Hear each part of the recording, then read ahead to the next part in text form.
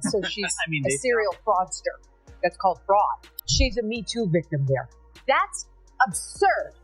Blake Lively is having a full-scale meltdown after Megyn Kelly exposed her dark past in the most brutal way possible, revealing that she and her husband are bullies.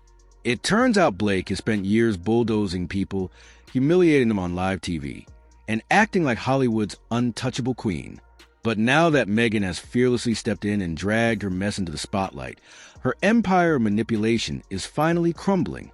She seems like kind of a jerk. Wow, she's like kind of a bully. She's rather mean. Blake Lively has spent years convincing the world that she's Hollywood's golden girl. Flawless, graceful, and effortlessly likable.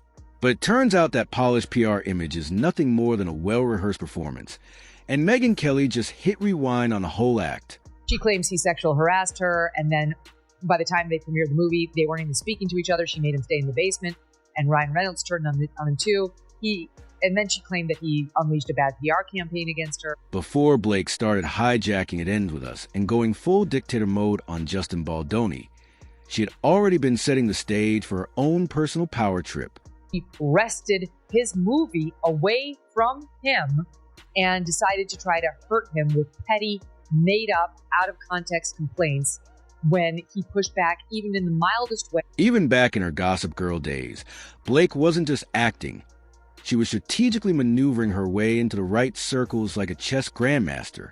A 2009 Glamour UK interview by Blake Lively. She was on the cover at the time, and in her interview, she admitted to trying to poison the cast of Gossip Girl, which is where she made her name. In a 2009 interview, she casually admitted to turning the Gossip Girl cast against Penn Badgley simply because she didn't like him at first, not just ignoring him or keeping professional, but actively rallying the entire cast against him like a high school mean girl with a Hollywood budget.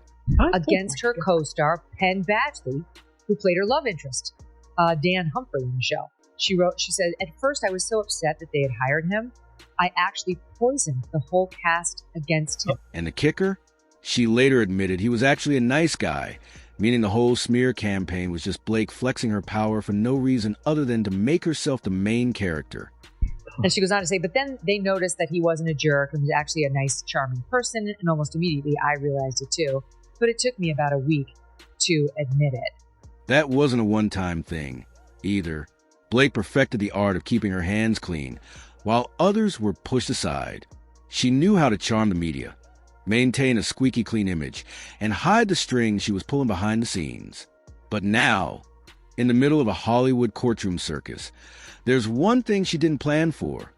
No one is coming to her rescue.